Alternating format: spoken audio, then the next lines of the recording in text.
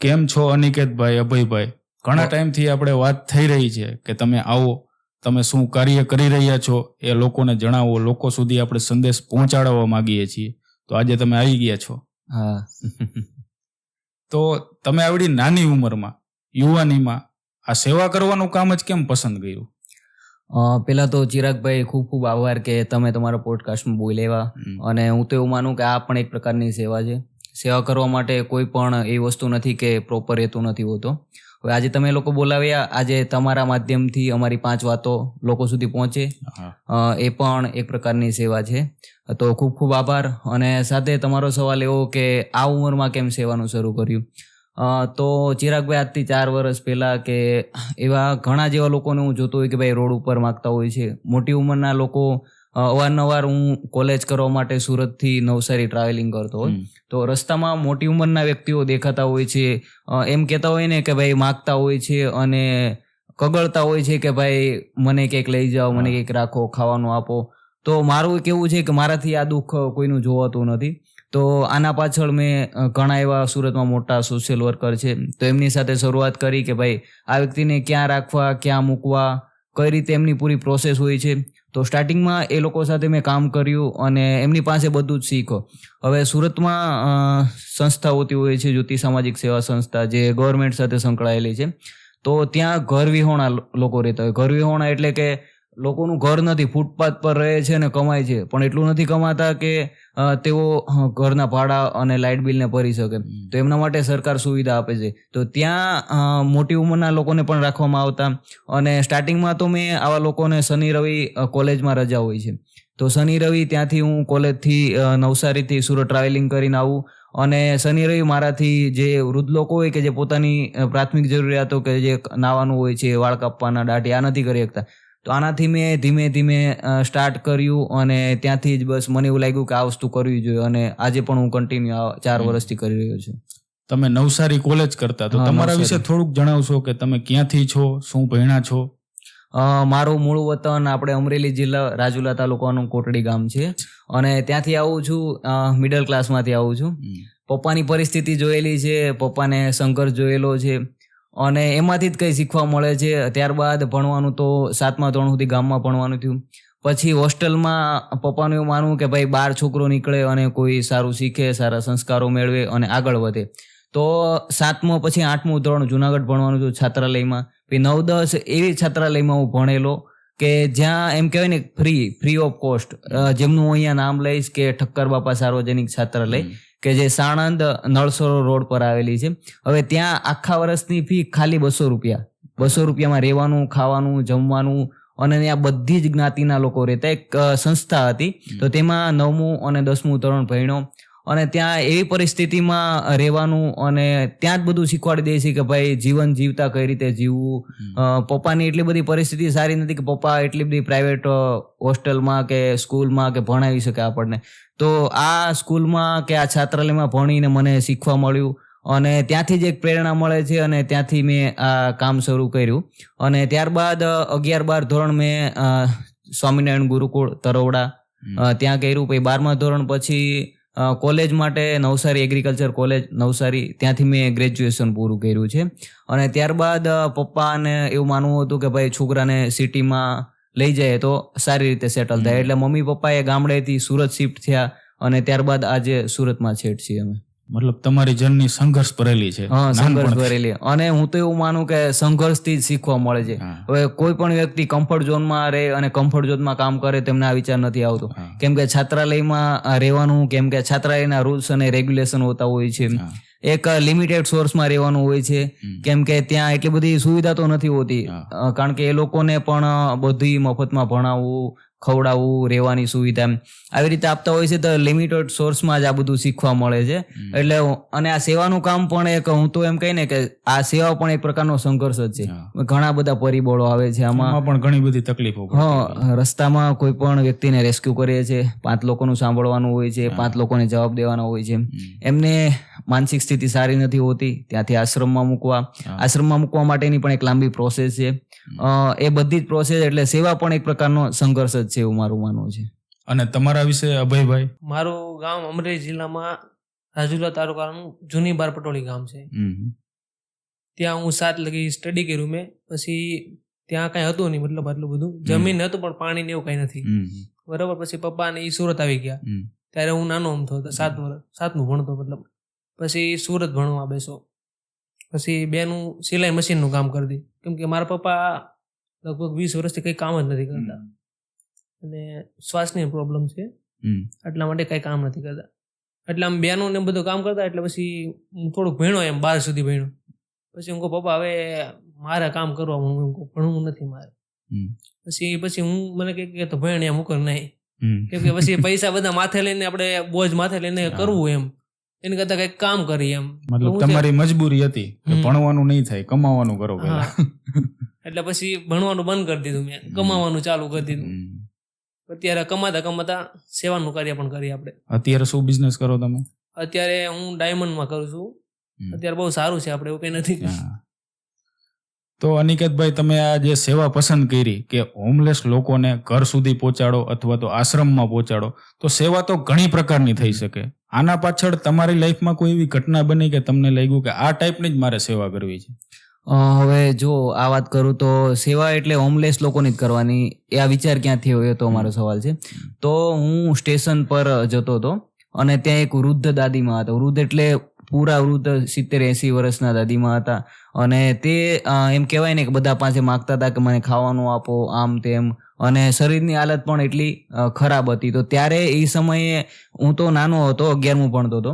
અને 11મું ભણતો તો મને આઈડિયા હતો કે ભાઈ સુરતમાં મોટી મોટી સંસ્થા જે HRK હેલ્પ છે, પોપટભાઈ ફાઉન્ડેશન છે, આવી મોટી મોટી સંસ્થાઓ છે કે જે કામ કરે છે. તો ત્યારે મેં પેલા દાદીમા પાસે ગયો અને વાત કરી, પણ માનસિક સ્થિતિ ખરાબ હતી દાદીમાની.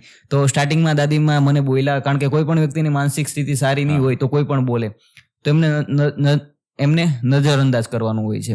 તો ત્યારબાદ મેં એને પાણી આપ્યું, ખાવાનું આપ્યું. અને ત્યારબાદ આ સંસ્થાવાળાનો કોન્ટેક્ટ કરી અને દાદીમાને, એ વ્યક્તિ ત્યારે મને નથી ખબર કે કઈ પ્રોસેસ હોય છે કે હું પહોંચાડું, તેમનો કોન્ટેક્ટ કરી અને દાદીમાને ત્યાંથી એ લોકો લઈ ગયા હતા. તો ત્યારથી મને એમ થયું કે ભાઈ આ લોકો જે કામ કરે છે તો આપણે કેમ આ કામ નહીં કરી શકીએ? માણસ છીએ તો માણસની મદદ કરવી જોઈએ, અને હું તો કહું બધા જ વ્યક્તિને કરવી જોઈએ. તો મને આ વધારે લાગ્યું કે ભાઈ આપણાથી કોઈ વ્યક્તિનું દુઃખ જોવાતું નથી, કે ભાઈ વૃદ્ધ લાચાર દાદા દાદી હોય છે કે જેને આ ઉંમરમાં રોડ પર માગવું, રોડ પર ઠંડીમાં કે તડકામાં કે વરસાદમાં રહેવું, તે મારાથી નહીં જોવાનું. ત્યારબાદ મેં નક્કી કર્યું કે ભાઈ મારાથી જે પણ થાય એ સેવા કરું. સ્ટાર્ટિંગમાં સેવામાં હું બધા લોકો પાસેથી કપડાં ઉઘરાવું, અને પછી આશ્રમમાં કેવી જગ્યાએ હોય કે જ્યાં દાદા દાદી હોય ત્યાં કપડાં આપતો.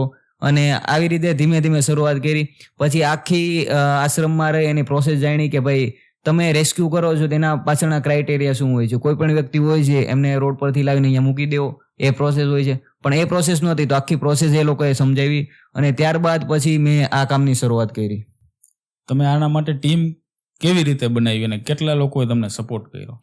જો સ્ટાર્ટિંગમાં તો આ સેવાનું કામ એવું છે કે જે અત્યારે સોશિયલ મીડિયામાં આ કામ વધારે દેખાતું હોય છે. અને સોશિયલ મીડિયામાં આ કામ જોઈને ત્યારે બધા જ વ્યક્તિઓને લાગે કે ભાઈ આ કામ મારે પણ કરવું છે.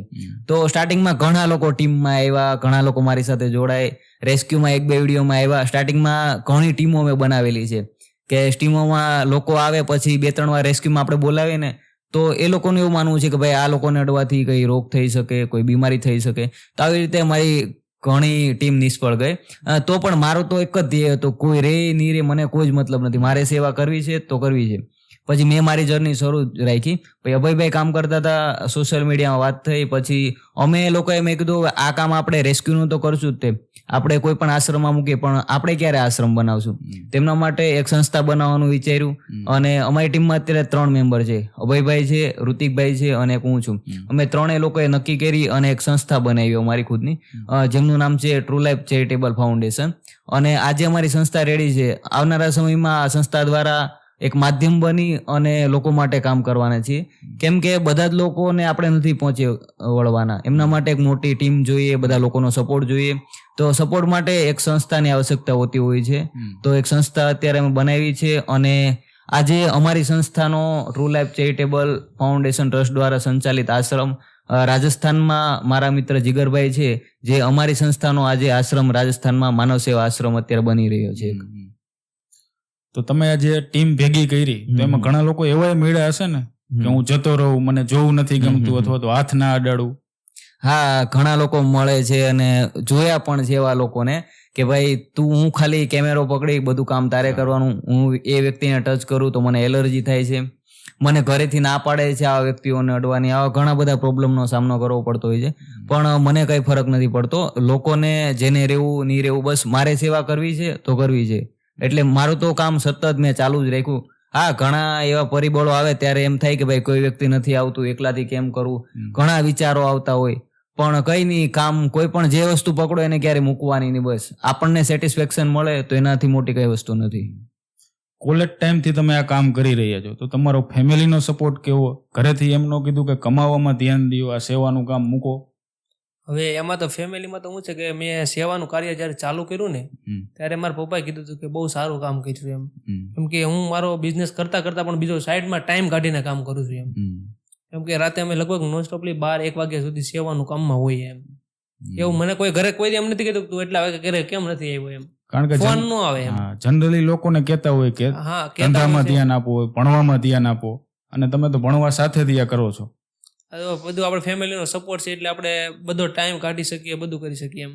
પોસિબલ અનપોસિબલ છે જ નહીં એમ કરવું હોય તો. કારણ કે આજના યુવાનો જે હોય છે એના સપના મિલિયનર બિલિયનર બનવાના હોય છે, મોટી મોટી ગાડીઓ લઈને ફરવાના હોય છે, અને તમે સેવા કરો છો. આ સેવાનું કામ તમે જે કરો છો એમાં તમારે ટાઈમ પણ આપવો પડે. તો તમારું ફેમિલીનો ટાઈમ, સેવાનો ટાઈમ, ક્યારેક તમને એવું પણ લાગ્યું હશે કે રાતે એવા ટાઈમે ફોન આવે, જવાનું થતું હોય તો એમ થાય મૂકો ને માથાકૂટ? જો આ એક સવાલ બધા આગળ એક પોડકાસ્ટ કરેલી છે અમે, એક ઇન્ટરવ્યુ પણ કરેલું છે, એમાં પણ આ સવાલ આવ્યો હતો. હવે હું પણ એક જોબ કરું છું, સાથે સાથે ફેમિલીને ટાઈમ આપવો, સાથે સાથે સેવા કરવી. હવે આ બધી વસ્તુમાં ટાઈમ તો નથી જ રહેતો, આખો દિવસ એમ કહેવાય ને કે ટાઈમ જ નથી રહેતો. પણ પહેલેથી મારા મમ્મી પપ્પાનો સપોર્ટ છે કે તને જે ગમે એ કર, અને મમ્મી પપ્પાનું પણ એવું માનવું છે કે ભણી લે અને નોકરી કરે. નોકરી તો હું કરું જ છું, પણ હવે એ તો સામાન્ય થઈ ગયું છે કે માણસ છે તો ટાઈમ આવે તો ભણવું પડે, સમય સાથે કમાવવું પડે, સમય સાથે લગ્ન કરવા પડે, લગ્ન જીવન પછી છોકરા હોય તેમને ભણાવવા પડે. એ તો આખી સાયકલ જે સમાજને ચલાવવા માટે, સમાજમાં રહેવા માટે, આ સાયકલ તો છે જ તે. પણ આ કરીને ચાલ્યું જવું એ મને યોગ્ય નથી લાગતું. મને એવું લાગે છે સમાજ માટે કંઈ કરવું છે, આપણા માટે કંઈ કરવું છે, સમાજને એક ઉદાહરણ આપવું છે કે ભાઈ કંઈ કરીએ અને તમે પણ કરી શકો છો. ઉંમર મેટર નથી કરતી. 4 વર્ષથી કરું છું, 23 વર્ષની ઉંમર છે મારી, પણ કોઈ ઉંમરના ક્રાઇટેરિયા નથી હોતા કંઈ પણ કરવા માટે. બસ એક મહેનત, લગન, એક વિચાર હોવો જોઈએ, આ કરવું છે અને એમના પાછળ લાગી રહેવાનું, તો બધું જ પોસિબલ થઈ જાય છે. આટલું મોટિવેશન તમને ક્યાંથી મળે છે? મોટિવેશન તમને કીધું કે બસ મમ્મી પપ્પાનો સંઘર્ષ, મારા મોટા ભાઈ છે કે જેઓ, અમે 3 ભાઈઓ છે ટોટલ. તો સુરતમાં આવ્યા ત્યારે પપ્પા હેન્ડીકેપ હતા. પપ્પા માર્કેટમાં સાડીનું કામ કરે, તો માર્કેટમાં ધક્કા ખાવા, બાઇક આવડે નહીં એટલા માટે રિક્ષાનો સહારો લેવાનો, ત્યાં સુધી ચાલીને જવાનું, ત્યાંથી સાડીનો માલ લાવવાનો, ઘરે ચડાવવાનો. પપ્પા સંઘર્ષ કરતા ત્યારે મોટા ભાઈનું એવું હતું કે ભાઈ પપ્પા કેટલા 3 ભાઈને ભણાવશે અને કઈ રીતે બધું એડજસ્ટ કરશે. મમ્મી ને પપ્પાને હું 14 કલાક મારી નજર સામે મહેનત કરતા જોઉં છું. સાથે સાથે ભાઈ કહે કે હવે મારે નથી ભણવું, તમે બંને ભણો. એમને પોતાનું જીવનને સેક્રિફાઈસ કરી દીધું અમારું કરિયર બનાવવા માટે. તો ભાઈનું એવું હતું કે ભાઈ તમે બંને ભણી અને આગળ આવો, તમારા માટે મારે જે કરવું પડશે એ કરીશ. તો બસ મોટિવેશન તો એક પરિવાર, આજુબાજુનો માહોલ અને ઘરની પરિસ્થિતિ અને જવાબદારી જ મોટિવેશન આપતી હોય છે. બાકી કોઈ પણ પ્રકારના મોટિવેશનના વિડીયો જોઈ અને મોટિવેશન નથી મળતું. બસ એક સંઘર્ષ અને ઘરની પરિસ્થિતિ, જવાબદારી અને તમારા જૂના અનુભવો છે, એનાથી જ મોટિવેશન મળતું હોય છે. તમે જ્યારે રેસ્ક્યુ કરવા ગયા હોય ત્યારે આસપાસના લોકો તમને કંઈક કહેતા હોય ત્યારે તમારી ફિલિંગ્સ કેવી હોય? આસપાસના લોકોના તો ઘણા અનુભવો, ખરાબ અનુભવો થાય, સારા અનુભવો થાય છે. પણ આજે તમને અનુભવની વાત કરું તો જો કોઈ પણ વ્યક્તિને ખાવા દેવા જઈએ છીએ અમે, રાતે રેગ્યુલર 2 થી 3 લોકોને અમે ખવડાવીએ છીએ. 9 થી 12 સમયગાળામાં રેગ્યુલર, એક દિવસ રજા અમારે નથી આવતી. એમાં અમારે એક પણ અમારા ફેસબુક કે ઇન્સ્ટામાં પેજમાં કે યુટ્યુબમાં 400 જેટલા વિડીયો, ખાલી આ ડીશના 400 જેટલા વિડીયો. તો દરરોજ ખવડાવવા જાય તો કોઈ પણ વ્યક્તિ મળે છે કે ભાઈ તમે ખાવાનું આપો છો તો વિડીયો કેમ ઉતારો છો?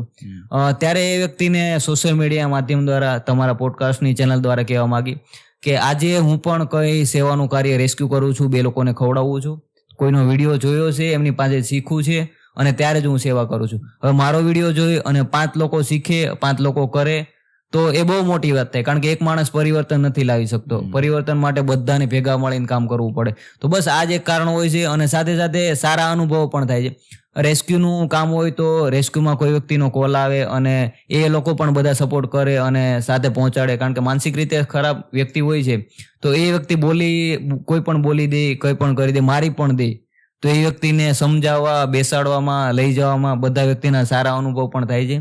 અને ખરાબ અનુભવની વાત કરું તો એક દાદા હતા મોટી ઉંમરના, જે ઓલરેડી અમારા બધા જ પેજ ઉપર વિડીયો નાખેલો છે.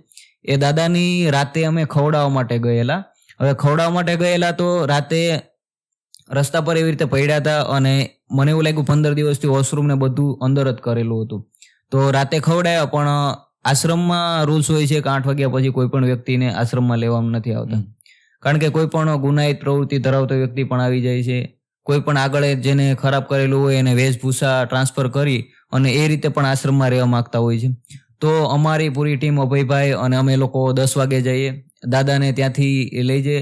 હવે રિક્ષાની લિફ્ટ લે કોઈ પણ, કેમ કે બાઇકમાં બેઠી શકે એમ હતા નહીં, તો લિફ્ટ લે તો કોઈ પણ રિક્ષાવાળા બેઠાડવા તૈયાર નથી, કેમ કે એટલી ખરાબ હાલત છે. એ લોકો કે અમારી રિક્ષા બદલી, એ લોકો એમ કહે કે અમારી રિક્ષા બગડી જાય છે.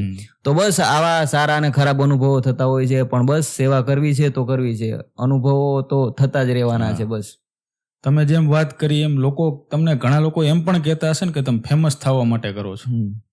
હવે અમારે તો ફેમસ તો જો કે વિડીયો તમે પેલા અમે અમુક વિડીયો તો નાખતા જ નતા એમ, અમુક હવે પછી આમ થયું કે સોશિયલ મીડિયા પર કામ કરીએ છીએ તો વિડીયો અમે અપલોડ કરીએ છીએ. બાકી તો પેલા વિડીયો અપલોડ કરતા જ નહીં એમ. અમારે ફેમસ, અમારે કેટલા વ્યૂ આવે કોઈ દી જોયા નથી, કેટલા વ્યૂ આવ્યા એમ. ખાલી વિડીયો નાખી દીધો પછી બંધ, કેમ કે ટાઈમ જ નથી રહેતો. કેમ કે આ લોકો માટે ટાઈમ કાઢવો જરૂરી છે એમ. કેમ કે નિરાધાર લોકો જે અમને રાતે મળે એને જમાડવું, પછી કપડાં દેવા, બધી સુવિધા આપવી, એ રીતનું. ઘણા લોકો સોશિયલ મીડિયામાં સ્ટન્ટ પણ કરતા હોય છે વિડીયો બનાવવા માટે ખાલી, એના વિશે શું કહેશો? ઘણા લોકો પબ્લિસિટી સ્ટન્ટ કરતા હોય છે. હવે એમાં એ લોકો ફોર્માલિટી, ચોખ્ખી વિડીયોમાં ફોર્માલિટી દેખાય છે. હવે ફોર્માલિટીની વાત કરું તો કોઈ પણ રોડ હોય છે, રોડ રસ્તા બહુ બધા ખરાબ હોય છે, તો આટલો ખાડો ગોતે છે, ત્યાંથી ગાડી ચલાવે અને ત્યાંથી નીકળે છે. હવે ખાડાને જોવે છે એવી રીતે વિડીયોમાં ક્રિએટિવિટી કરે અને પછી આટલી સિમેન્ટ લાવી અને ખાડો અને બૂરે છે. તો આ વિડીયોમાં આપણે આગળથી જોઈએ તો ચોખ્ખું જ ખબર પડે છે કે આ પબ્લિસિટી સ્ટન્ટ છે, કારણ કે તમારા આટલા ખાડા બૂરવાથી કંઈ રસ્તા બદલી નથી જવાના કે દુનિયા નથી બદલાઈ જવાની. હવે ઘણા લોકો એવા પણ હોય છે કે જે ઇમોશનલ કન્ટેન્ટનો યુઝ કરે છે, કે જે ગાયો હોય છે, તો ગાયો પોતાની બાઇક સાથે એક થેલી બાંધી દે, પછી ગાયો તો ખાવા આવવાની જ છે, ખાવાનું ભાળે એટલે, તો પછી એ લોકો ત્યાંથી એક પોતે ક્રિએટિવિટી કરે કે એક્ટિંગ કરી અને પછી ત્યાં ખાવાનું આપે ને એક પ્રકારની એમ કહેવાય ને કે ફોર્માલિટી કરીને વ્યૂ લે છે. અને આવા લોકો મેં મારી નજરે જોયેલા છે, આવા લોકો મારા કોન્ટેક્ટમાં પણ છે કે જેને લાખોમાં સબસ્ક્રાઈબર છે, લાખોમાં વ્યૂ આવે છે, અને આ ગાયના અને રોડના વિડીયોમાં 5-5 કરોડ વ્યૂ પણ એમને લીધેલા છે. તો બસ આમાં મુખ્ય કોઈ હેતુ જ નથી, કારણ કે ગાયને આટલું ખવડાવવાથી ગાયની જિંદગી નથી બદલી જવાની. કોઈ આટલું થોડું ખવડાવવાથી કે એક વિડીયો બનાવવાથી જિંદગી નથી બદલી જવાની એમ. તો આ પબ્લિસિટી સ્ટન્ટ જ છે, ચોખ્ખું દેખાઈ આવે છે. બસ એને સેવા નથી કરવી, વિડીયો બનાવવો છે. ના, એને સેવા કરવી જ નથી, એને ફોર્માલિટી જ કરવી છે. સેવા કરવા માટે જો અમે લોકો રાત્રે નીકળીએ છીએ તો ખવડાવીએ છીએ. અમારો મુખ્ય હેતુ હોય કે ભાઈ મોટી ઉંમરના લોકોને ખવડાવીએ. અને હું તમને ખાસ વાત કરું તો સુરતમાં બધા બહારના રાજ્યોમાંથી લોકો રોજગારી માટે આવતા હોય છે, કારણ કે બધા જ રાજ્યોમાંથી સુરતમાં રોજગારી માટે આવે. બધા જ લોકોને રોજગારી નથી મળતી, પરિવારથી તરછોડાય અને કોઈ પણ રીતે આવે. હવે એકલા ફૂટપાથ ઉપર રહી કામ ન મળે એટલે શું કરે? સુરતમાં કોમન કામ હોય, કોઈ વ્યક્તિને કઈ કામ નહીં મળે ને તો એ લોકો બોટલ વીણશે. બોટલ વીણશે એટલે દિવસના 1 કિલો બોટલના 30 રૂપિયા આપે. 3-4 કિલો બોટલ વીણી લે એટલે 100 રૂપિયા થઈ જાય. 100 રૂપિયા થઈ જાય એટલે એ લોકોનો ઘર બાર નથી, કોઈ પણ જગ્યા નથી, ફૂટપાથ પર જ સુઈ જવાનું અને બોટલની થેલી હોય, થેલીને પાથરી અને સુઈ જવાનું. તો આવા લોકોને અમે ખાવાનું આપીએ ત્યારે ઘણા લોકોનું એવું માનવું છે કે ભાઈ આ લોકો ડ્રિંક કરી અને સૂતા હોય છે. તો ત્યારે આ બધા લોકોને હું કહેવા માંગીશ કે તમે ક્યારે એ વ્યક્તિ પાસે બેઠીને જાણ્યું છે કે શું કામ ડ્રિંક કરે છે? એવી કઈ પરિસ્થિતિનું નિર્માણ થાય છે કે એને ડ્રિંક કરવું પડે છે, રસ્તા પર સૂવું પડે છે, શિયાળો હોય, ઉનાળો હોય, ચોમાસું હોય, કોઈ પણ દુકાન બંધ થઈ જાય તો દુકાનની બહાર, શટરની બહાર થેલી પાથરીને શું કામ સૂવે છે? કોઈને નથી સૂવું ગમતું. દારૂ એ ડ્રિંક કરવું એમને પણ નથી ગમતું, પણ માનસિક સ્થિતિ એવી થઈ જાય છે, બેઘર રહેવાનું, એકલા રહેવાનું અને કઈ જ એમની પાસે રસ્તો જ નથી, તો બસ 100 રૂપિયા કમાય છે અને એમાંથી ખાવાનું તો નથી થતું અને એમ જ સૂતા હોય છે. તમે અમારા વિડીયો પણ જોઈ શકો છો. તો આ બધા લોકોને કહેવા માંગીશ કે તમે આ જે કોમેન્ટ કરતા હોય છો, તમે ક્યારે એ વ્યક્તિને પૂછ્યું છે કે આવી પરિસ્થિતિ કેમ નિર્માણ થાય છે? તમે કેમ ફૂટપાથ પર સૂતા છો? તમને પણ રહેવું નથી ગમતું ફૂટપાથ પર, મને પણ નથી ગમતું, તો એ લોકોને કેમ ગમતું હશે? એ લોકોને આપણને સારા કપડાં પહેરવા ગમે છે, તો એમને કેમ નહીં ગમતા હોય? એમને બોટલની થેલી ટીંગાડી અને આખો દિવસ તડકામાં બોટલ વીણવા એમને સારું લાગતું હશે? તો મારો અનુભવ કહે છે 400 થી 500 લોકોને આ મળી અને મેં વાત કરેલી છે, એમની પાસેથી એમના અનુભવો સાંભળેલા છે અને ત્યારે હું આજે તમારી સામે બોલું છું કે ભાઈ ચોક્કસતાની સાથે આ વ્યક્તિ બોટલ વીણે છે, તેમના પાછળના આ જ કારણ હોઈ શકે કે જેના કારણે ડ્રિંક કરતા હોય છે. તો આવા લોકોને તમને ઘરમાં બેઠી અને કોઈ પણ કમ્ફર્ટ ઝોનમાં બેઠી અને કોમેન્ટ કરવી સારી લાગે છે, પણ ક્યારેક એ વ્યક્તિ પાસે જઈને પૂછો કે આવી પરિસ્થિતિ કેમ થાય છે. તો બસ આ જાણવું જોઈએ, લોકો પાસે જઈને જાણીએ તો જ ખબર પડે અને અવેરનેસ આવે. કોઈ પણ વ્યક્તિની ખરાબ પરિસ્થિતિ હોય તો બદલાવ લાવવો આપણા હાથમાં જ છે અને એવું સાંભળેલું છે અને હું એવું માનું છું કે માણસ છીએ તો માણસની મદદ કરવી જોઈએ, આપણે બધાની એક ફરજ બને છે. આજે તમે વાત કરી કે દારૂ પીતા હોય લોકો, તો જ્યારે તમે રેસ્ક્યુ કરવા જાઓ, એવા લોકો પાસે જાઓ, એમને મળો, તો આસપાસના લોકો પણ એમ કહેતા હશે ને કે આની મદદ તમારે ના કરવી જોઈએ, આ રોજ દારૂ પીવે છે. હવે એ લોકો તો કેવા વાળા કહેતા રહે, અમે તો છે કે ભાઈ આમ ભૂલી જ જાય, એમ જે હોય આપણે શું છે સેવા કરવાનો ભાવાર્થ છે, તો સેવા કરવા આવ્યા તો સેવા કરીને જ જવાનું એમ. કેમ કે અમે એને પૂછતા હોય છે કે તમારું નામ શું, ગામ શું, એમ બધું ડિટેલ પૂછી લેતા હોય છે. કેમ કે ડ્રિંક કર્યું તો આપણને ખબર પડી જવાની છે ડ્રિંક કર્યું છે. અમે પૂછીએ કાકા કે આ વસ્તુ સારી નથી, એમ તમારી જિંદગી બદલી જાય, એમ બંધ કરી દો તો સારું એમ. અમે તો ના જ પાડતા હોય કે જો કે મોસ્ટ ઓફલી કે બટા શું કરી કે અત્યારે કે મગજમાં એટલું બધું ઘુમર કરે ને કે પછી ડ્રિંક કરવું જ પડે, નકર કે રાતે નીંદર પણ નથી આવતી. એના લીધે વધારે મોસ્ટ ઓફલી આમ અમુકને ફેમિલી ટોર્ચર હોય, એના હિસાબે અમુકને એવી રીતના બધા આમ માનસિક રીતે બીમાર થઈ જાય, ટેન્શનના લીધે ડ્રિંક કરતા હોય છે. ઘણા યુવાનો પણ હોય આમાં, તો જે કામ કરી શકે, પોતે કમાઈ શકે, તો એમને આવું રીતે રહેવાની, આવું કરવાની શું જરૂર છે? જો યંગસ્ટર લોકો તો બહુ વધારે નથી હોતા, પણ હા હોય છે યંગસ્ટર લોકો કે 25 વર્ષના કે 30 વર્ષના લોકો હોય છે જે આવા ડ્રિંકમાં પોતાનું જીવન બરબાદ કરે છે. આવા લોકોને તો બધાને જ કહે કે ડ્રિંક નહીં કરવું જોઈએ અને ડ્રિંકની સાથે સાથે કોઈ પણ વ્યસન નહીં કરવું જોઈએ. હવે સુરતમાં, ગુજરાતમાં કે ભારતમાં બહુ બધા એવા કિસ્સાઓ છે કે આજનો યુવા કે જે કોલેજ લાઈફ પછી એમની વિચારધારા ડ્રિંક કરે છે, કોઈ પણ વ્યસન કરે છે અને જેના લીધે વ્યસનથી પોતાનું જીવન બરબાદ કરે છે. અને સાથે સાથે અત્યારે ગુજરાતમાં જે ઘણા જ લોકો કામ કરી રહ્યા છે કે જે એક ગેમિંગ પ્લેટફોર્મમાં આજે બધા લોકો બરબાદ થઈ રહ્યા છે. હવે કોલેજ લાઈફ કરીને હું પણ આવ્યો છું, મારે પણ કોલેજના 1.5-2 વર્ષ થયા છે. 1.5-2 વર્ષ પહેલા હું પણ કોલેજ કરતો, ત્યારે કોઈ પણ સટ્ટાની ગેમ હોય છે, ક્રિકેટનો સટ્ટો હોય છે, ગેમિંગ સટ્ટો હોય છે, કે આવામાં લોકો પૈસા નાખે છે અને એમની એક જ હોય છે કે ભાઈ કોલેજ લાઈફમાં આપણે રાતોરાત કરોડપતિ થઈ જાય, રાતોરાત પૈસાવાળા થઈ જાય.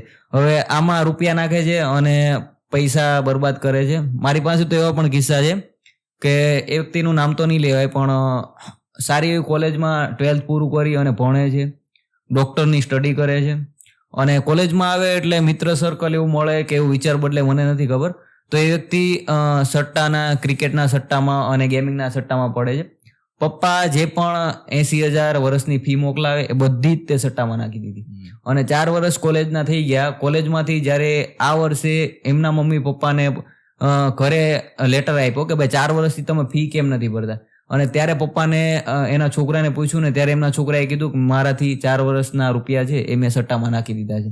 એટલે 12 સુધી હોશિયાર હોય છે વિદ્યાર્થી, બધી રીતે આગળ હોય છે, પણ કોલેજ લાઈફમાં આવી અને બસ કુસંગત થાય, ખરાબ મિત્રો મળે કે પછી કોઈ પણ રીતે મને નથી ખબર કે કઈ રીતે આવી પરિસ્થિતિ થાય અને આવી રીતે પોતાની જિંદગી 4 વર્ષ કે 3 વર્ષમાં બગાડી નાખે છે.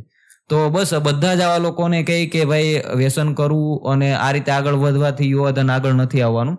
તમે એવા વિચારથી કામ કરો, ભણો, આગળ આવો અને સાથે સાથે કોઈ સારી પ્રવૃત્તિ કરો, સોશિયલ વર્ક કરો. એવું નથી કહેતો કે ભાઈ તમે લોકો માટે કામ કરો. સેવા કરવા માટે કોઈ એવી વસ્તુ નથી કે પ્રોપર આ હેતુથી જ સેવા કરવી. સેવા કરવા માટે કોઈ એવું માધ્યમ નથી કે ભાઈ તમે આ માધ્યમથી જ સેવા કરી શકો. ઘણી બધી પ્રકારની સેવા થઈ શકે. હવે તમે અહીંયા મને બોલાવ્યો છે પોડકાસ્ટમાં, તો હવે મારી 5 વાત લોકો સુધી પહોંચશે, આ પણ એક પ્રકારની સેવા છે. હવે કોઈ પણ મોટી ઉંમરનો વ્યક્તિ રોડ પર જતો હોય છે, હવે લિફ્ટ માગે છે તો એમને રોડ ક્રોસ કરાવો, એ પણ એક પ્રકારની સેવા છે. તમે બેંકમાં જાઓ છો, કોઈ મોટી ઉંમરનો વ્યક્તિ હોય છે તો તેમને લખતા નથી આવડતું, સ્લીપ નથી ભરતા આવડતી, ત્યાં પણ તમે મદદ કરી અને સેવા કરી શકો છો. એટલે બધી જ જગ્યાએ સેવા કરી શકો છો. બસ એક ટાઈમ પીરિયડ હોતો હોય છે કે તમે એમને સમય આપવો પડતો હોય છે. પણ ઘણા લોકો એવું કહે કે અમારી પાસે પૈસા નથી, અમે કેમ સેવા કરીએ? તો સેવા કરવા માટે પૈસા નથી હોતા, બસ એક તમારી પાસે વિચાર હોય છે. વિચારને લોકો સુધી પહોંચાડો એટલે લોકો તમને આપોઆપ સપોર્ટ કરશે. તો બસ એક વિચાર આવો એ જ મોટી વાત છે, બાકી તો બધું આગળ થઈ જાય છે. તમે જે સેવા અત્યારે કરો છો તો તમે ફંડ ક્યાંથી લાવો છો? જો અત્યાર સુધી અમારું એનજીઓ નહોતું રજીસ્ટર, એટલે અમે જાતે અમારી સેલેરીમાંથી અત્યાર સુધી 4 વર્ષથી ફંડ ઉઠાવીએ છીએ. અમે ત્રણેય લોકો જે પણ ખર્ચો થાય એ અમારી સેલેરીમાંથી તે 20% ત્રણેયના કાઢી અને સેવા કરીએ છીએ. કેમ કે ગવર્મેન્ટ રજીસ્ટર એનજીઓ નહોતું અને એનજીઓ વગર ડોનેશન લેવું એ કંઈક ના કંઈક રીતે ગુનો થાય અને આગળ કોઈ પણ એવી પરિસ્થિતિનું નિર્માણ થાય એવું અમારે નહોતું કરવું. એટલે આજ સુધી કોઈ વ્યક્તિ એમ કહે કે ભાઈ અમે સેવાના નામે પૈસા લીધા, તો એ વસ્તુ યોગ્ય નથી. અમે આજ સુધી કોઈ પાસે પૈસા નથી લીધા. અને હા, એનજીઓ આજે અમે બનાવ્યું છે એમની પાછળ ઘણા હેતુ છે, ત્યારે એનજીઓ બનાવ્યું છે. હવે અત્યારે અમે લોકો 3 લોકો કામ કરીએ છીએ, બધા લોકોનું પરિવર્તન અમે નહીં લાવી શકીએ. એમના માટે અમે એક માધ્યમ તરીકે કામ કરીએ અને લોકો અમારી સાથે જોડાય તો આપણે બધાની મદદ કરીએ. તો એમના માટે એક એનજીઓ બનાવ્યું છે. એનજીઓ એક માધ્યમ છે જે લોકો સપોર્ટ કરે, જેનાથી આગળ અલગ અલગ મુહિમમાં અમે સેવા કરશું. હવે કઈ રીતે સેવા કરશું કે ભાઈ કોઈ દિવ્યાંગ વ્યક્તિ છે, એમની પાસે રોજગારી નથી, તો આવનારા સમયમાં કોઈ વ્યક્તિ સપોર્ટ કરે તો કેબિન આપી શકીએ એનજીઓ દ્વારા. હવે કોઈ પણ વ્યક્તિને વૃદ્ધ દંપતી છે, દાદા દાદી, તો એ કમાઈ નથી શકતા કે એવી કન્ડિશન નથી કે બહાર જઈને કમાઈ શકે, એમના માટે અનાજ કીટ છે. એવી ગંગા સતી મહિલા કે જેમના પતિનું આકસ્મિક મૃત્યુ થયું છે, તો આવી મહિલા માટે છોકરા હોય છે, છોકરાને ભણાવવા મોટા કરવા, એમની પાસે રોજગારીનો સ્ત્રોત નથી, એ કંઈ બહાર કામમાં જવાના નથી, છોકરા હોય છે, એના માટે સિલાઈ મશીન વિતરણ હોય. તો બસ આવા હેતુથી આગળ કામ કરવા માંગીએ છીએ. અને ઘણા જ લોકોનું એવું માનવું હોય છે કે ભાઈ તમે કોઈ પણ વસ્તુ આગળ કરવાના હોય છે, લોકો સુધી નહીં પહોંચાડવું જોઈએ, કેમ કે તમારાથી આગળ થાય નહીં થાય. પણ મારું એવું નથી માનવું. બસ મને ગમે છે લોકો સુધી પહોંચાડું અને આપણે જે વિચારીએ એ થાય જ છે. બસ સમયની આવશ્યકતા હોય છે અને આગળ સતત ને સતત લાગી રહેવું પડે છે. એટલે હું તો બધા સુધી પહોંચાડું છું કે આગળ અમે આ પ્રમાણે કામ કરવા માંગીએ છીએ. તમે પોતાના પૈસા ખર્ચ કરો છો તો આ મહેનત થઈ શકે છે? બધું થઈ શકે, કેમ કે જેટલું આપણે મહેનત કરશું એટલું આપણે બીજાને આપી શકશું એમ. એટલે હું તો લગભગ મોસ્ટ ઓફલી 12 કલાક તો મારું વર્ક કરતો હોઈ છું. પછી રાતે 10 વાગે ફ્રી થાય, પછી 10 વાગ્યા પછી અમે 3 લોકો સેવા માટે જતા હોઈએ છીએ 12-1 વાગ્યા સુધી. પછી સવારે પાછા 5 વાગે જાગીને પાછું કામ પર. એ રીતની સાયકલ કે હું તો છે ને અમારા ફેમિલીમાં ઘણા લોકો મને કહેતા કે તમે ક્યારેક બેસવા આવો, આમ આવો, પણ બધાને કહી કે માફી માગી લો, ટાઈમ નથી રહેતો એમ. કેમ કે હું કહું ટાઈમ પછી થોડો ઘણો મેનેજ કરીને 10-15 મિનિટ બેસવા પણ જવું પડે એમ. તમે જે વાત કરી કે આગળના તમારા વિઝન છે કે તમે આ કામ કરશો સેવાના, તો અત્યારે તમે સુરતમાં કામ કરો છો, તો ગુજરાતના બીજા સિટીમાં તમારું કોઈ પ્લાનિંગ છે? અત્યારે તો જો ગુજરાતમાં અને ખાસ કરીને સુરતમાં કામ કરીએ છીએ અને આવનારા સમયમાં એવો વિચાર છે કે ભાઈ કોઈ પણ આખા ગુજરાતમાં આ બધા જ લોકો સુધી અનાજ કીટ પહોંચાડવા માંગીએ છીએ. એ વ્યક્તિઓને પહોંચાડવા માંગીએ છીએ કે જેઓનું પોતે સક્ષમ નથી, મોટી ઉંમરના છે, કોઈ પણ કારણોસર પોતાના દીકરા દીકરીઓએ તેમને તરછોડી દીધા છે. તો બસ આ વ્યક્તિઓ માટે ખાસ કરીને અમે કામ કરવા માંગીએ છીએ કે જેમનું કોઈ નથી એમનું બનવામાં વધારે મજા છે. એટલે એ મને વધારે યોગ્ય લાગે છે કે જેમનું કોઈ નથી એમની સાથે રહેવું, તો એમને એક હૂંફ આપવી એ બહુ મોટી વાત હોય છે. તો બસ આ લોકો સાથે કામ કરવું છે, આ લોકો માટે કામ કરવું છે. બસ એના માટે લોકોનો સપોર્ટ જોઈએ છે. અને આવનારા સમયમાં હું તો એવું માનું છું કે કામ જોઈએ અને બધા લોકો સપોર્ટ કરે, કેમ કે 4 વર્ષથી સેવાનું કામ કરું છું. ક્યારેય કોઈ પાસે આશા અપેક્ષા નથી રાખી કે ભાઈ આ લોકો મદદ કરશે તો કામ કરશું. બસ મને ગમે છે, મારાથી થાય એટલું કરું છું અને આવનારા સમયમાં લોકોનો સાથ સપોર્ટ મળશે તો જે મારા વિઝન છે એ પ્રમાણે આખા ગુજરાતમાં પણ કામ કરવા માંગુ છું. તમે જે રેસ્ક્યુ કરો છો એની માહિતી તમને ક્યાંથી મળે છે? કોઈનો ફોન આવે છે અથવા તો તમે તપાસ કરો છો? અમે વિડીયો જે બનાવ્યો હોય ને એમાં અમે અમારો હેલ્પલાઇન નંબર આપીએ. એટલે મતલબ અમને કોલ આવે. કાલ રાતે જે કોલ આવ્યો છે, એક છોકરો છે નાનો એવો, આપણે VR મોલ ત્યાં કે 3-4 દિવસથી એકલો સુઈ જાય છે એમ. કોઈક બેન હતા, એનો ફોન આવ્યો હતો મને. તે મેં કીધું વાંધો નહીં, હું અમે 1-2 દિવસમાં આવશું ને એટલે પાછા ત્યાં આવશું.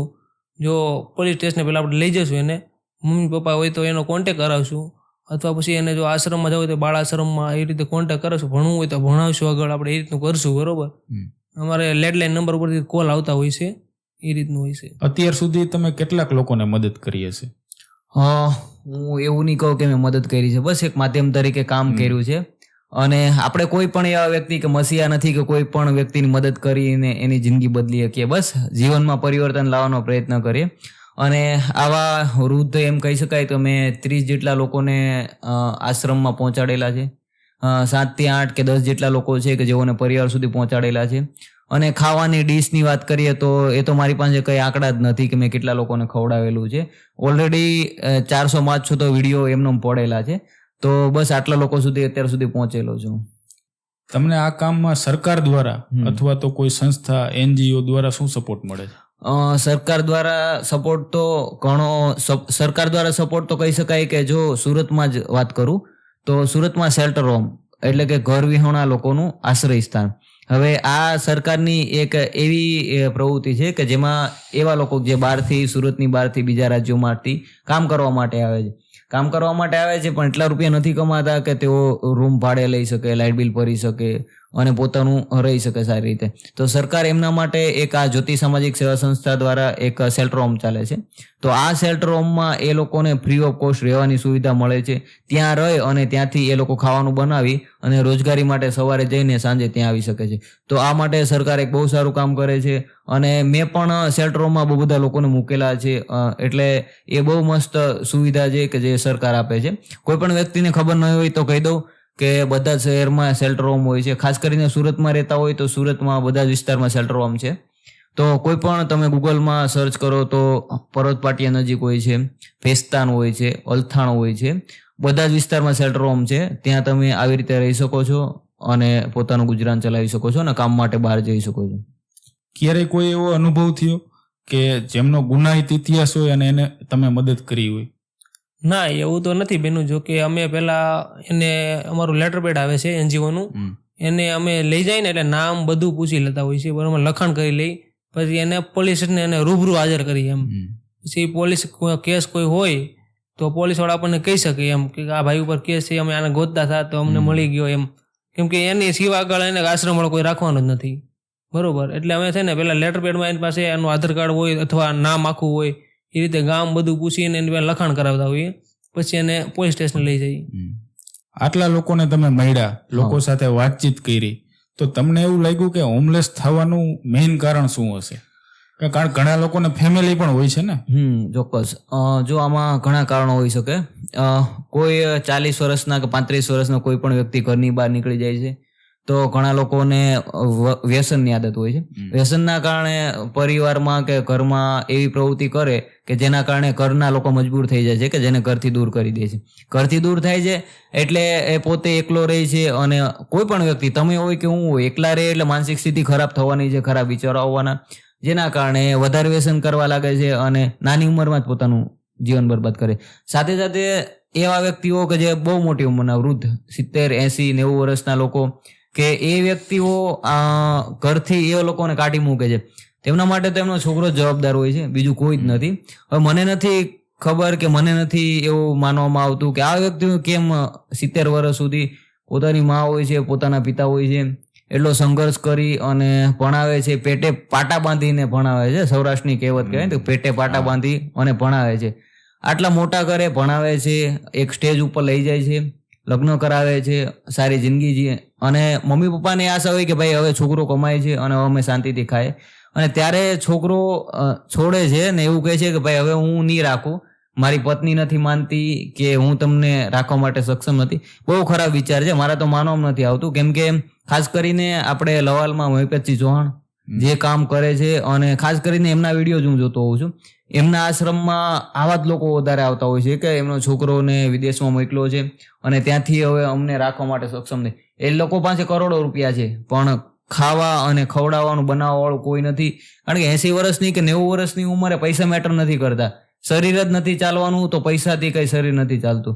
તો આ વ્યક્તિ માટે એક હૂંફની જ જરૂર હોય છે, એક સહારાની જ જરૂર હોય છે.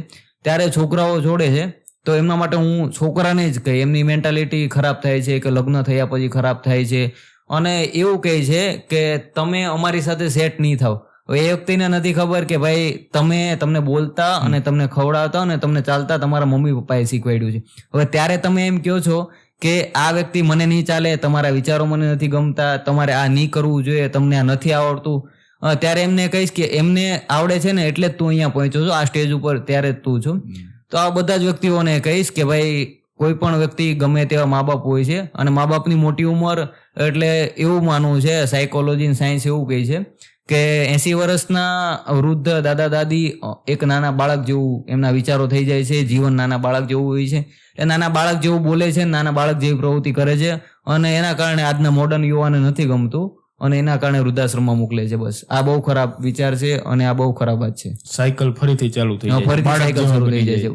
કોઈ પણ વ્યક્તિ મોટી ઉંમરનું હોય છે તો એમનું જીવન એક છોકરા જેવું થઈ જાય છે, નાના છોકરા જેવું થઈ જાય છે, અને એ આજકાલના લોકોને નથી ગમતું, આજકાલના યુવાને નથી ગમતું, અને આજકાલના મોડર્ન યુવાને નથી ગમતું, એના કારણે છોડે છે. બહુ ખરાબ વાત છે, આ તો નહીં જોવું જોઈએ. બસ ખાસ કરીને વાઈફોને. હા, અને વાઈફ આવે છે અને અચાનક જ આવી રીતે થઈ જાય છે, ત્યારે એ બધી જ બહેનોને હું કહેવા માંગી કે આજે તમારા પણ મમ્મી પપ્પા છે, તમારા મમ્મી પપ્પા પાસે પણ આવું બની શકે છે. આજે હું છું, હું મારા મમ્મી પપ્પાને તરછોડું તો કાલે મારા છોકરા છે એ મારી પાસે આવું જ શીખશે. તો બસ એક કર્મ હોય છે જે તમારે અહીંયા જ ભોગવીને જવાનું છે, ઉપર કઈ ભોગવવાનું નથી. આજના આપણા સમાજમાં હોમલેસ વ્યક્તિ હોય તો એની મેઇન જરૂરિયાતો શું? મેન તો જો પેલા તો કઈ ખાવાનું, પછી કપડા, રહેવાનું, નાવા ધોવાનું, મેન વસ્તુ તો આટલી હોવી જોઈએ ને. કારણ કે આટલી વસ્તુ ન હોય ને તો પછી 2 મહિના 5 મહિના નાહીની એમનો આટા મારતા હોય એમ. કપડા ફાટી ગયા હોય એને ખબર ન હોય એમ. અમુક લોકો ઘણી વાર તો મને છે ને કપડા વગરના લોકો પણ હામાં મળે એમ કે હું છે ને મારી ગાડીમાં કપડા સાથે જ રાખું એમ. મને એવા લોકો દેખાય ને એટલે હું એને કપડા આપી દઉં. તમે સોશિયલ મીડિયામાં વિડીયો જ્યારે અપલોડ કરો છો ત્યારે ઘણા લોકો તમને ખરાબ કોમેન્ટ પણ કરતા હશે, ત્યારે તમે શું વિચારો છો? જો આ લોકોને તો નજરઅંદાજ કરવા જ બેટર છે. એ લોકોનું કોઈ કામ જ નથી હોતું. એ લોકોને કોમેન્ટ કરવી છે ખાલી, અને કોમેન્ટ કરી અને મૂકી દેવું છે. પણ આ લોકોને તો હું રિપ્લાય પણ નથી આપતો, કેમ કે એમની વિચારધારા એ પ્રમાણે છે, એવા વાતાવરણમાંથી આવે છે, એવા એન્વાયરમેન્ટમાંથી આવતા હોય છે. તો એ વ્યક્તિને આપણે નજરઅંદાજ કરવું છે. એક સમાજનું દૂષણ છે, કેમ કે કોઈ પણ વ્યક્તિને ખવડાવીએ તો આપણે ખાઈએ છીએ, અને આપણે ખાઈ અને ખવડાવીએ બહુ મોટી વાત કહેવાય, અને લોકોને બતાવવું એ પણ ખોટી વાત નથી. કેમ કે હા, પેલા હતું કે ભાઈ ડાબા હાથે ખવડાવી અને જમણા હાથને નહીં ખબર પડવી જોઈએ, એ હતું, એ સમય હતો. પણ આજે સોશિયલ મીડિયાનો યુગ છે. સોશિયલ મીડિયામાં તમે મૂકશો, ઇન્ફ્લુઅન્સ થશે, લોકો સુધી પહોંચશે, અને લોકો સુધી પહોંચશે તો 5 લોકો શીખશે. આજે હું કોઈ પાસે શીખું છું, આજે ઘણા એવા લોકો છે કે જે મારી પાસે પણ 5 લોકો શીખી અને આજે કામ કરે છે. તો બસ એ 5 લોકોના 10 થાય ને 10ના 50 થાય એ જ મોટી વાત છે. એ સમય હતો, જે તે સમય હતો, પણ આજે આ કામ સોશિયલ મીડિયાથી બહુ સારી રીતે થઈ રહ્યું છે. વધારે તમને કેવા લોકો મળે છે જે માનસિક બીમાર હોય, નશો કરતા હોય, અથવા ઘરેથી છોડેલા હોય? અમને તો વધારે તો ઘરેથી જે છોકરા હોય ને એ ડિંગ કરતા હોય ને એ લોકો એ કાઢી મૂકે એમ. કેમ કે મોટી ઉંમર થઈ ગઈ, મતલબ એ કમાઈ શકે નહીં એમ, મતલબ એ ઘરે ને ઘરે જ રહેવાના એમ. એટલે એ લોકો ઘરેથી કાઢી મૂકે. થોડાક સમય પહેલા અમને એક બેન મળેલા, એનો પગ આખો ભાંગી ગયેલો. કોને ભાંગ્યો? મેં પૂછ્યું. એ કે મારા છોકરા, એ કે મને ધોકે ધોકે મારી, છોકરા એ મારી. હું કહું કેમ? કે છોકરાના લગ્ન કરી દીધા ને બૈરી છે ને કે મને કાઢી મૂકે એમ. તે છોકરો ગુસ્સો કરીને ડ્રિંક કરીને મને મારે, મારો ટાંટિયો ભાંગી નાખ્યો એમ. એને કીધું કે તમે આશ્રમે હાલો મારે યાર એમ. કે મને આશ્રમ નહીં જવું એમ, કે તમારો છોકરો પાછો ત્યાં આવીને મને લઈ જશે એમ. તો હું કહું તમને વાંધો હું છે એમ. કે મને અહીંયા રહેવું છે, મારે દવાખાને જવું છે એમ. તો પછી અમે એને સિવિલ હોસ્પિટલમાં લઈ ગયા. લોકોને, યુવાનોને સેવા ના કરે તો કાંઈ નહીં, પોતાના મા બાપને સાચવવાની છે. હા, મેન વસ્તુ એ છે. મા બાપ ખુશ હશે ને તો ઉપર વાળો હંમેશા રાજી હશે. મને એ જ વસ્તુ ગમ્યો. હા, કેમ કે ભગવાન છે ને આપણને મા બાપનું સર્જન જ કર્યું ભગવાને. તમે એની સેવા ન કરો તો ભગવાન ક્યારે રાજી થવાનો? તો બહાર સેવા કરવા જવાની જરૂર નથી, પેલા ઘરેથી શરૂઆત કરો. હા, ઘરેથી કરો ને. મમ્મી પપ્પા રાજી છે ને તો લગભગ કોઈની પાસે આપણે હાથ લાંબો જ નહીં કરવો પડે એમ કે ભાઈ તું મને 5 રૂપિયા દે, 10 રૂપિયા દે. ગમે એવી પરિસ્થિતિ હશે, પપ્પા તમને કહો પપ્પા આ ટેન્શન છે, મારા પૈસા ઘટે છે, પપ્પા ગમે ત્યાંથી કરી દે એમ. આજુબાજુ વાળા કોઈ નહીં આવે કઈ કામમાં. તમને અત્યાર સુધી સમાજમાંથી કયું સન્માન મળેલું છે આ કામ કરો છો એના માટે, તમને બિરદાવ્યા હોય? જો આ સુધી ક્યારે સન્માનની કે સન્માનની આશા નથી રાખી, કેમ કે સમાજ સેવા સન્માન માટે કે પબ્લિસિટી માટે કરવું એ યોગ્ય નથી, અને આજ સુધી એવી આશા પણ નથી રાખી. પણ સ્કૂલના કાર્યક્રમો હોય છે અને એમાં ઘણી વાર બોલાવવા આવતે, આજુબાજુ અમારા એરિયામાં કે વિસ્તારમાં સ્કૂલ હોય છે, ફંક્શન હોય છે, મોટિવેશન કાર્યક્રમ હોય છે, તો આવામાં બોલાવે છે અને લોકોનું કહે છે કે ભાઈ ભણી અને તમે તમારા ધંધાની સાથે, નોકરીની સાથે કે આ પણ કામ કરી શકો છો. તો આવી રીતે મળેલું છે. બાકી સન્માનની આશા ક્યારે રાખી નથી અને રાખવાની જ નથી. સન્માન ને સન્માન માટે સેવા કરવી એ યોગ્ય નથી, એ પબ્લિસિટી છે. કર્મ કરતા જાઓ. કર્મ કરવાનું, ફળની આશા ક્યારે અમે રાખી નથી અને આગળ રાખવાની પણ નથી. તમારી બંનેની લાઈફની કોઈ એવી વાત જે અત્યાર સુધી તમે ક્યાંય શેર ના કરી હોય એ આજે તમારે મારી સાથે શેર કરવાની? એ વાત તો કઈ નથી, પણ અમારી એક ટાર્ગેટ છે અભયભાઈ ને અમે બંને વિચાર કરીએ કે ભાઈ આવનારા સમયમાં 1 વર્ષ થાય, 2 વર્ષ થાય, 5 વર્ષ થાય, એક એવો વૃદ્ધાશ્રમ બનાવવો છે. એમનું નામ સ્વર્ગ વૃદ્ધાશ્રમ રાખવું છે, જ્યાં સુધી કોઈ નથી રાખ્યું.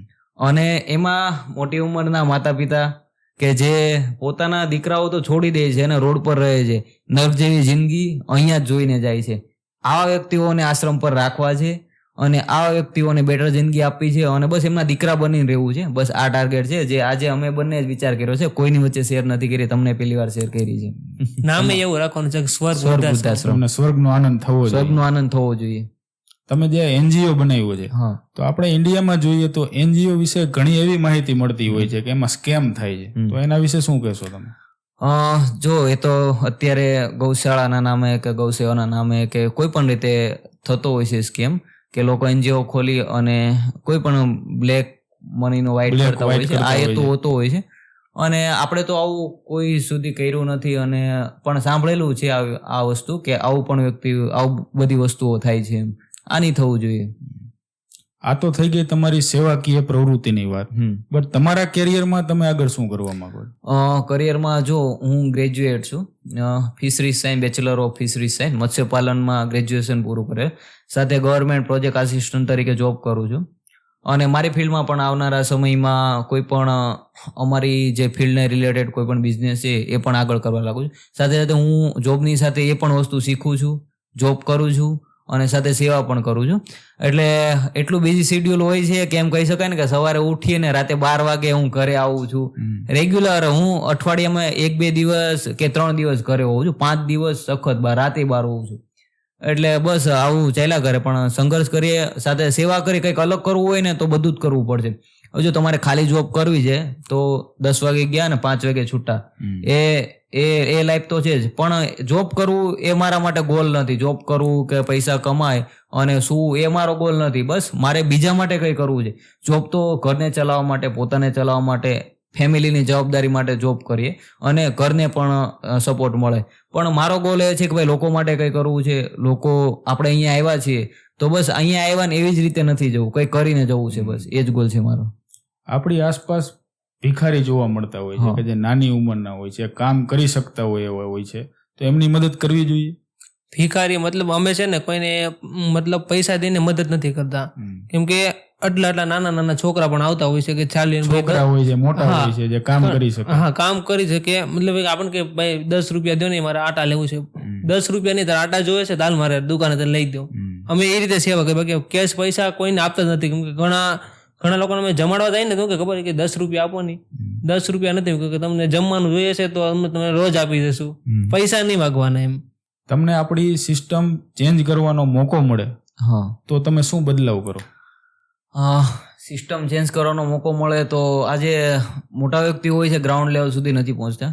ગવર્મેન્ટ મોટો અધિકારી હોય છે, ગવર્મેન્ટ પોલિટિશિયન હોય છે, એરિયાનો ધારાસભ્ય હોય છે, કોઈ પણ વિસ્તારનો કોર્પોરેટર હોય છે, ગ્રાઉન્ડ લેવલ સુધી નથી પહોંચતો. ગ્રાઉન્ડ લેવલમાં જે સમસ્યાઓ છે તે ક્યાંય નથી. હવે કોઈ પણ નાની મોહલ્લો હોય છે કે ત્યાં જે લોકો ઝૂંપડપટ્ટીમાં રહેતા હોય છે તો એ લોકો માટેનું મેનુ હોય છે કે સારી જગ્યા મળે, તો એ ચેન્જ કરવું જોઈએ. સાથે સાથે કે એવું ડેવલપ કરવું જોઈએ કે જેનાથી તમે ગ્રાઉન્ડ લેવલ સુધી પહોંચી શકો. મોટા વ્યક્તિઓ હોય છે કે જેમને નાની સમસ્યા દેખાતી નથી. આજકાલ જોઈએ છે કે જે કોઈ પણ મોટા વ્યક્તિ બહારથી આવે છે તો એવી નાની જગ્યા હોય છે કે જેની આગળ કપડાં મારી દેવામાં આવે છે, બેનર મારી દેવામાં આવે છે. તો એ વ્યક્તિનું લેવલ એટલું ઊંચું છે કે એમને આ બધી નથી ખબર પડવાની કે ભાઈ અહીંયા શું ચાલે છે.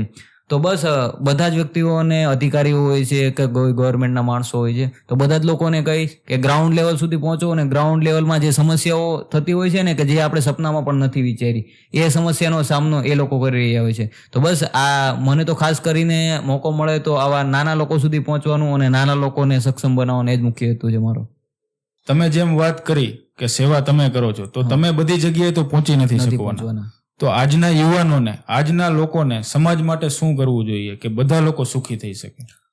બસ એક યુવાઓને એક એવો સમાજસેવી વિચાર ધરાવવો જોઈએ. હવે નોકરી કરી અને ભણે એ તો સાચું, પણ એનામાં એક સમાજ પ્રત્યે ભાવ હોવો જોઈએ. કોઈ પણ જ્ઞાતિ, જાતિ, ધર્મ અને વાતોની વિવાદી ટિપ્પણીથી દૂર રહી અને કોઈ પણ સમાજ માટે કંઈ કરવું છે. એવા પણ લોકો છે કે જે બંને ધર્મ કે જ્ઞાતિ જોયા વગર કામ કરે છે. તો એમને એ નહીં વિચારવું જોઈએ કે ભાઈ આપણે ભણી અને નોકરી જ કરવી છે. તમે કોઈ પણ વ્યક્તિ કોઈ પણ ફિલ્ડમાં નોકરી, કોઓપરેટિવ ફિલ્ડ હોય કે પછી તમારી એગ્રીકલ્ચરલ ફિલ્ડ હોય કે કોઈ પણ ફિલ્ડ હોય છે, તમે જોબ કરો છો તો તમે ગ્રાઉન્ડ લેવલ સુધી પહોંચો. એવું નથી કે ભાઈ તમને જોબ મળી ગઈ, ઓફિસમાં બેઠો અને ઓફિસમાં બેઠા બેઠા કોઈ પણ વ્યક્તિ રજૂઆત કરે એમનું સોલ્યુશન લાવો. તમે ત્યાં સુધી પહોંચો, શું તકલીફ છે જાણો અને એમનું સોલ્યુશન લાવો. એ પણ એક સમાજ સેવા જ છે. તો બસ બધા જ લોકોને એવું જ કહે કે તમે તમારી આજુબાજુ જુઓ અને તમે કોઈ પણ ફિલ્ડ હોય છે, બધી જ અલગ અલગ ફિલ્ડ હોય છે. હવે સિટીમાં રહેતા હોય છે તો SMC સુરત મહાનગરપાલિકા, એમાં જે ઘણી સમસ્યા થતી હોય એમાં તો કોઈ પણ ફિલ્ડમાં કામ કરતા હોય ત્યાં ગ્રાઉન્ડ લેવલ સુધી પહોંચો. કોઈ પણ ગામડા વિસ્તારમાં કામ કરતા હોય તો ગામડામાં જે અત્યારે ગામમાં પણ જોઈએ ને તો સૌરાષ્ટ્રના મોસ્ટ ઓફ ગામડામાં રોડ રસ્તા હોય છે. એક સ્ટ્રીટ લાઇટ રાત્રે 8 વાગે ને એટલે ખંજર જેવું લાગે છે કે કંઈ એવું લાગતું જ નથી કે અહીંયા ગામ છે. તો બસ તમે કોઈ પણ ફિલ્મમાં કામ કરો તો આ નાની નાની વસ્તુઓ જુઓ અને આને ડેવલપ કરો અને એક સમાજસેવી વિચાર ધરાવો કે જેના કારણે આ કામ થઈ શકે. તમે ઘણા સેવાના કામ કરો છો જેને આપણે પ્રાઉડ લઈ શકીએ. તો આજના યુવાનોને તમારામાંથી એવી કઈ વાત શીખવી જોઈએ? જો મારામાંથી તો હું કોઈ એવો મોટો વ્યક્તિ નથી કે મારી પાસે શીખે, પણ એટલું ચોક્કસ કે ભાઈ હું જે કામ કરું છું એમાંથી તમારાથી જે પણ થાય કરો. તમને એવું લાગે કે તમારે આ કામ શીખવું છે તો મારો કોન્ટેક્ટ કરો. બધી જ આ ફિલ્ડમાં 4 વર્ષથી છું અને બસ એમ નહીં કહી શકું કે ભાઈ મારી પાસે ફેન ફોલોઈંગ, પણ આ ફિલ્ડમાં એમ કહી શકાય કે મેં બધું જ રીતે જોયેલું છે. બધા લોકો સુધી પહોંચેલો છું. કઈ રીતે આશ્રમમાં મૂકવા, કઈ રીતે રાખવા. મંદબુદ્ધિના લોકોનો આશ્રમ હોય છે, પછી મોટી ઉંમરના વૃદ્ધાશ્રમ હોય છે, બાલ આશ્રમ હોય છે, દિવ્યાંગ લોકોનો આશ્રમ હોય છે, અંધ વ્યક્તિની ઘણા અંધજન ઉદ્યોગ ચાલતા હોય છે. તો આવી રીતે તમારા કોઈ પણ સુરત હોય છે, મોરબી હોય છે તમારું, કે પછી સૌરાષ્ટ્રનું કોઈ પણ અમરેલી, રાજુલા હોય છે, વેરાવળ હોય છે, જુનાગઢ, બધામાં જ આવી નાની મોટી સંસ્થાઓ ચાલે છે. આની પાસે જાઓ, જાણો, ત્યાં તમારાથી પડેલી સેવા આપો અને શીખો. હું નથી કહેતો કે તમે મારી પાસેથી શીખો, પણ બસ મારાથી તમે જો કે હું કઈ રીતે કામ કરું છું, લોકો સુધી પહોંચું છું, મારાથી જે પણ થાય કરું છું. હું એવું નથી કહેતો કે હું કોઈના જીવનમાં બદલાવ લાવું છું. પછી એક પ્રયત્નો કરું છું જેનાથી 5 લોકો શીખે, 5 લોકોનું જીવન બદલે. અને તમે પણ આવી ટ્રાય કરો. કોઈ પણ રીતે માણસનું જીવન બદલી શકો. એવું નથી કે ભાઈ આશ્રમમાં મૂકવા અને એ જ સેવા. બધી જ રીતે સેવા થઈ શકે. બસ એક સેવાનો ભાવ હોવો જોઈએ તો તમે પણ કરી શકો આ કામ. તમે અહીંયા આવ્યા, તમારી પાસેથી ઘણી ખરી વાતો જાણવા મળી. તમે સેવા કરો છો તો અમને પણ અંદરથી હવે એવું થાય છે કે સેવા કરવી જોઈએ. નાના મોટી સેવા બધા લોકો કરતા હોય છે, પણ આપણી આસપાસ એકવાર નજર નાખો. તમને લાગે આ લોકોને મદદની જરૂર છે તો એમને મદદ કરો, અથવા તો આ લોકોનો તમે કોન્ટેક્ટ કરી શકો છો. એ લોકો મદદ કરવા માટે તૈયાર છે. તો તમે અહીંયા આવ્યા સુરતથી અને તમારો કિંમતી સમય અમને આપ્યો એના માટે તમારો ખૂબ ખૂબ ધન્યવાદ. બસ સમય તો નથી, પણ અમારું એવું માનવું છે કે ભાઈ કોઈ વ્યક્તિ આપણને બોલાવે તો આપણા માટે બહુ મોટી વાત કહેવાય. કેમ કે તમે અમારી પાસે કંઈ જાણ્યું હશે, જોયું હશે અને તમને એવું લાગ્યું કે ભાઈ આ વ્યક્તિને બોલાવવા જોઈએ તો જ તમે બોલાવ્યા હોય છો. એટલે બસ તમારો આમ તો અમારે આભાર માનવો જોઈએ કે તમે અમને લાયક સમજી અને આ મંચ ઉપર બોલાવ્યા. તો તમારો પૂરી ટીમનો ખૂબ ખૂબ આભાર. Thank you. ધન્યવાદ.